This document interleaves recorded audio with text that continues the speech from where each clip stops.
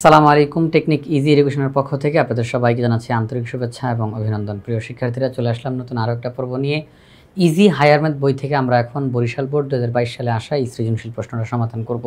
আমাদের easy higher math বইয়ে প্রত্যেকটা প্রশ্নের সাথে একটা করে কিউআর কোড দেওয়া রয়েছে, যেই কিউআর কোড স্ক্যান করা মাত্রই ওই নির্দিষ্ট প্রশ্নটির সমাধানের ভিডিও আপনারা দেখতে পাবেন। এটা আপনাদের জন্য অনেক বেশি উপকারী হবে, তাই আশা করব আপনারা সবাই ইজি হায়ার ম্যাথ বইটি সংগ্রহ করে ফেলবেন ইনশাআল্লাহ।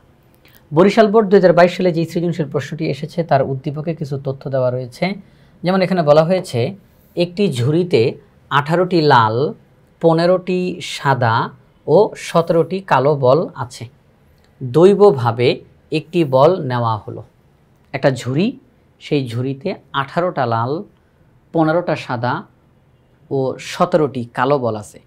দৈবভাবে একটি বল নেওয়া হলো, অর্থাৎ সেই ঝুড়ির ভিতর থেকে একটা বল উঠানো হলো।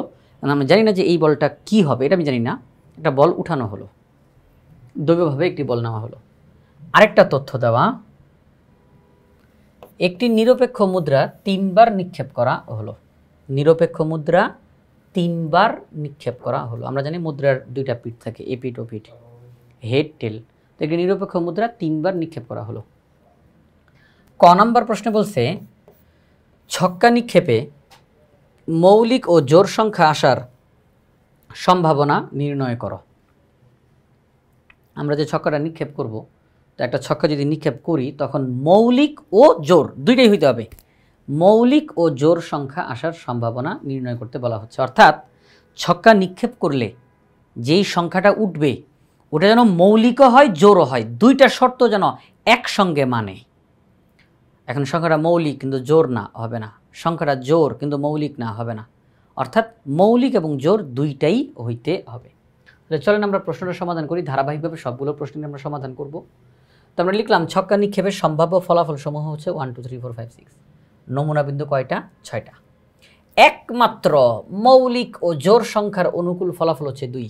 2 এই সংখ্যাটা মৌলিক এবং জোড় সংখ্যা। আর কোনো সংখ্যা নাই যেটা কিনা মৌলিকও আবার জোড়ও, এমন আর কোনো সংখ্যা নাই। একমাত্র মৌলিক এবং জোড়, মানে এই দুইটা শর্ত মানে এমন সংখ্যাটা হচ্ছে 2। তো এই যে 2, এটা কয়টা? এটা তো একটা। এটা একটা সংখ্যা না, এটা একটা সংখ্যা। তাহলে অনুকূল নমুনা বিন্দু একটা। ছক্কা নিক্ষেপ করছি 6টা সংখ্যা বের হয়েছে, তাহলে আমি লিখছি নমুনা বিন্দু 6টা। আর মৌলিক এবং জোড় দুইটা শর্তই মানছে এমন সংখ্যা একটা, এই জন্য নমুনা বিন্দু একটা। তাহলে ছক্কায় মৌলিক ও জোড় সংখ্যা আসার সম্ভাবনা, ভগ্নাংশের নিচে বসবে সমগ্র ফলাফল, অর্থাৎ ছক্কা নিক্ষেপ করলে যা যা আসতে পারে সব, তাহলে নিচে বসবে 6 আর উপরে বসবে অনুকূল ফলাফল, অর্থাৎ আমি যা চাই কেবলমাত্র তা বসবে উপরে। তাহলে আমি যা চাই তা হচ্ছে একটা সংখ্যা, তাহলে উপরে 1, তাইলে 1/6 এটা হচ্ছে মৌলিক ও জোড় সংখ্যা আসার সম্ভাবনা। তাহলে ক নাম্বার প্রশ্নটা সমাধান করা শেষ। 6/1 সম্ভাবনা হচ্ছে মৌলিক এবং জোড় সংখ্যা আসার সম্ভাবনা। খ নাম্বার প্রশ্ন। খ নাম্বার প্রশ্নে বলছে, প্রতিস্থাপন না করে পরপর 3টি বল তুললে সবগুলো বল লাল হওয়ার সম্ভাবনা নির্ণয় করো। প্রশ্নটা আবার একটু পড়ি। প্রতিস্থাপন না করে পরপর 3টি বল তুললে সবগুলো বল লাল হওয়ার সম্ভাবনা নির্ণয় করতে বলেছে। প্রতিস্থাপন না করা এই কথাটার মানে কি? আমি ঝুড়ি থেকে একটা বল উঠাবো, এই বলটা আমি আর ঝুড়িতে রাখবো না। যদি রাখি তাহলে বলা হবে প্রতিস্থাপন করেছি, আর যদি না রাখি তাহলে বলা হবে প্রতিস্থাপন করি নাই। যেখানের জিনিস সেখানে যদি রেখে দেই তাহলে প্রতিস্থাপন, যেখানের জিনিস সেখানে আর রাখলাম না এটাকে বলা হবে প্রতিস্থাপন না করা। তো তারা বলতেছে প্রতিস্থাপন না করে পরপর 3টি বল তোলা হলো, তার মানে আমি প্রথমে একটা বল উঠাবো, এই বলটা আমি আর ঝুড়িতে রাখবো না। দ্বিতীয়তে একটা বল উঠাবো, এটাও আর ঝুড়িতে রাখবো না। তৃতীয়তে একটা বল উঠাবো, এটাও ঝুড়িতে রাখবো না। অর্থাৎ পরপর 3টা বল উঠানো হয়েছে, একটা বলও প্রতিস্থাপন করা হয় নাই। তো এই যে 3টা বল উঠানো হলো, এই 3টা বলই লাল হওয়ার সম্ভাবনা নির্ণয় করো, এটা আমাদেরকে জিজ্ঞাসা করেছে।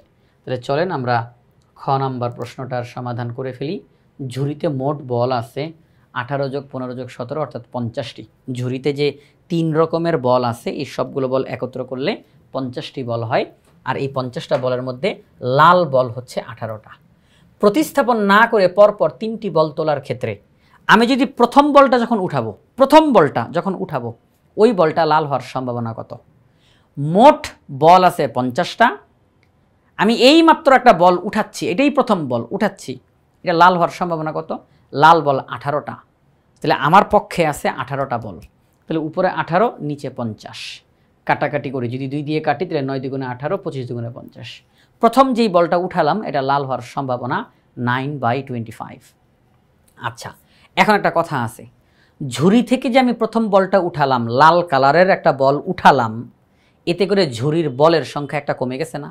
কারণ আমি তো ঝুড়িতে আর বল রাখি নাই, তো যেই বলটা উঠাইছি এটা আর ঝুড়িতে রাখবো না, তাহলে প্রথমে যেই বলটা উঠালাম এটা তো আর ঝুড়িতে রাখি নাই, তাহলে ঝুড়িতে একটা বল কমে গেছে না? তাহলে ঝুড়িতে এখন বল আছে 49টা। আচ্ছা, যেই বলটা উঠাইছি ওটা তো লাল কালারের বল, তার মানে এই লাল কালারের বলটা আর ঝুড়িতে রাখা হচ্ছে না, তাহলে লাল কালারের বলও তো কমে গেছে, মানে বল কিন্তু কমছে একটাই। এখন যেই বলটা কমছে এটা লাল কালারের বল, এই জন্য হিসাবটা 2 জায়গাতে চলে গেছে, যে ঝুড়ির হিসাবে বল একটা কমছে, লাল কালারের হিসাবে বল একটা কমছে। কেউ ভাববেন না যে বল কি 2টা কমলো নাকি, না, বল কমছে একটাই, কিন্তু এই বলটা লাল কালারের হওয়াতে লাল কালারের হিসাব থেকেও একবার যাবে। আচ্ছা, তাহলে এই মুহূর্তে ঝুড়িতে বল আছে 49টা, লাল কালারের বল আছে 17টা। আমি যদি এই মুহূর্তে ঝুড়ি থেকে বল উঠাই আর যদি চাই, মনে মনে চাই এটা লাল হোক, তাহলে এটার সম্ভাবনা কত হবে? মোট বল 49টা আর লাল বল আছে 17টা, তাহলে আমার পক্ষে আছে এই 17টা বল, তাহলে 17/49। এবার আমি যখন দ্বিতীয় বল উঠাইয়া ফেললাম, তাহলে ঝুড়িতে বল আরও একটা কমছে, তাহলে ঝুড়িতে বল আছে 48টা, বলটা তো লাল কালারের ছিল, তাহলে লাল কালারের বল একটা কমে গেছে, আরও একটা কমছে আর কি, তাহলে এখন হবে 16টা। তাহলে ঝুড়িতে বল আছে 48টা, লাল কালারের বল 16টা, আমি একটা বল উঠাইয়া নিলাম, সম্ভাবনা কত? 16/48, 16/48। তাহলে কাটাকাটি করলে 16 একে 16, 3 16 48। আমাদেরকে বলা হয়েছে 3টা বল উঠানোর জন্য, তো আমরা 3টা বল উঠিয়ে ফেলছি। প্রথমবার যেই বলটা উঠিয়েছি লাল হওয়ার সম্ভাবনা 9/25, দ্বিতীয়বার যেই বল উঠিয়েছি এটা লাল হওয়ার সম্ভাবনা 17/49, তৃতীয়বার যেই বল উঠিয়েছি এটা লাল হওয়ার সম্ভাবনা 1/3। এখন আমাদেরকে বলছে এই যে 3টা বল আমি উঠিয়েছি, একটা বলও কিন্তু আমরা আর ঝুড়িতে রাখি নাই, অর্থাৎ প্রতিস্থাপন না করা, আমরা প্রতিস্থাপন করি নাই। যদি বলা হয় প্রতিস্থাপন না করে,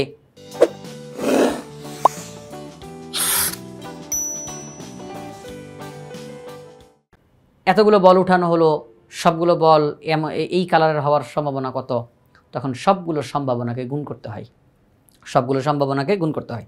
প্রথমবার লাল হওয়ার সম্ভাবনার ফলাফল, দ্বিতীয়বার লাল হওয়ার সম্ভাবনার ফলাফল, তৃতীয়বার লাল হওয়ার সম্ভাবনার ফলাফল, এই সবগুলো ফলাফলকে গুণ করতে হবে। যদি প্রশ্নে বলা থাকে প্রতিস্থাপন না করে, তাহলে সবগুলোকে গুণ করতে হবে। তাহলে আমরা সবগুলোকে গুণ করে দিলাম। তো আমরা এখানে দেখতেছি যে 3 তিরিকে 9 কাটাকাটি করা যায়, 3 17 51, আর নিচে 25 আর 49 গুণ দিলে 1225। তাহলে এই যে ঝুড়ি থেকে পরপর 3টা বল উঠানো হলো, কিন্তু এই বলগুলো আর প্রতিস্থাপন করা হয় নাই, তাহলে 3টা বলই লাল হওয়ার সম্ভাবনা হলো 1225 ভাগের, মানে 1225 ভাগের 51 ভাগ, 1225 ভাগের 51 ভাগ, 51/1225। এটি হচ্ছে খ নাম্বার প্রশ্নের সমাধান। এবার আসেন গ নাম্বার প্রশ্নে যাই। গ নাম্বার প্রশ্নে কি বলছে? 2 নংয়ে সম্ভাব্য ঘটনার প্রবাবিলিটি ট্রি অঙ্কন করে প্রতি ক্ষেত্রে একই ঘটনা না পাওয়ার সম্ভাবনা নির্ণয় করো। 2 নংয়ে সম্ভাব্য ঘটনার প্রবাবিলিটি ট্রি অঙ্কন করে প্রতি ক্ষেত্রে একই ঘটনা না পাওয়ার সম্ভাবনা। একই ঘটনা মানে হচ্ছে, যেহেতু 2 নংয়ে মুদ্রার কথা বলা হচ্ছে, মুদ্রাটা 3বার নিক্ষেপ করা হয়েছে, তাহলে 3বার যে নিক্ষেপ করা হলো, 3বারই এইচ উঠার সম্ভাবনা, 3বারই টেল উঠার সম্ভাবনা।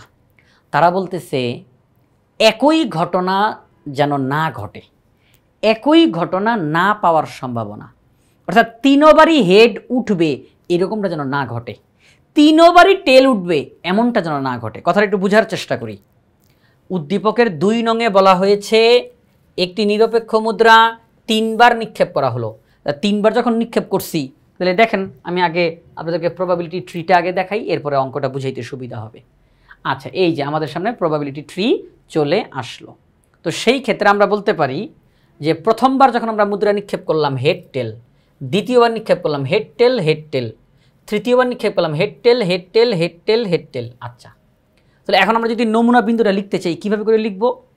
প্রথমবার, দ্বিতীয়বার, তৃতীয়বার, অর্থাৎ হেড হেড হেড। আচ্ছা, head head tail, head tail head, head tail tail, tail head head, tail head tail, tail tail head, tail tail tail. এই হচ্ছে নমুনা বিন্দুগুলো। হ্যাঁ, এই হচ্ছে নমুনা, একদম সিরিয়াল বাই সিরিয়াল লিখে দিব। নমুনা বিন্দুগুলো আমরা লিখলাম, নমুনা ক্ষেত্রের মধ্যে এই নমুনা বিন্দুগুলো বসালাম। এখন আমাদেরকে বলছে একই ঘটনা যেন না ঘটে, মানে প্রতি ক্ষেত্রে একই ঘটনা। মানে প্রথমবার যখন আমি মুদ্রা নিক্ষেপ করলাম হেড উঠলো, দ্বিতীয়বার মুদ্রা নিক্ষেপ করলাম হেড উঠলো, তৃতীয়বার মুদ্রা নিক্ষেপ করলাম হেড উঠলো, এই যে প্রতিবার একই ঘটনা ঘটলো, এমনটা যেন না হয়। প্রথমবার মুদ্রা নিক্ষেপ করলাম টেল উঠলো, দ্বিতীয়বার মুদ্রা নিক্ষেপ করলাম টেল উঠলো, তৃতীয়বার মুদ্রা নিক্ষেপ করলাম টেল উঠলো, এই যে 3বার নিক্ষেপ করলাম আর 3বারই টেল উঠলো, এমনটা যেন না হয়। এইটা তারা চাচ্ছে যে এমনটা যেন না হয়, তার সম্ভাবনা বের করো। তাহলে আমরা যেই কাজটা করব, অঙ্ক থেকে হেড হেড হেড 3বারই হেড এসেছে তাকে আমরা হিসাবে ধরবো না, এটা আমরা চাই না। 3বারই টেল উঠেছে, এটা আমরা চাই না, তাহলে এদেরকে বাদে হিসাব করব। তাহলে দেখেন, আমরা দেখলাম 3বার যখন মুদ্রা নিক্ষেপ করলাম মোট নমুনা বিন্দু 8টা, 1 2 3 4 5 6 7 8, মোট নমুনা বিন্দু 8টা।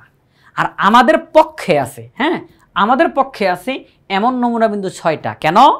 কারণ 3বার একই ফলাফল আসছে, 3বারই একই ফলাফল আসছে, এটা আমাদের পক্ষে না, কারণ আমরা তো চাচ্ছি না প্রত্যেকবার একই ঘটনা ঘটুক, এটা আমরা চাচ্ছি না। 3বারই হেড উঠছে, এটা আমরা চাই না, এটা আমাদের পক্ষে না।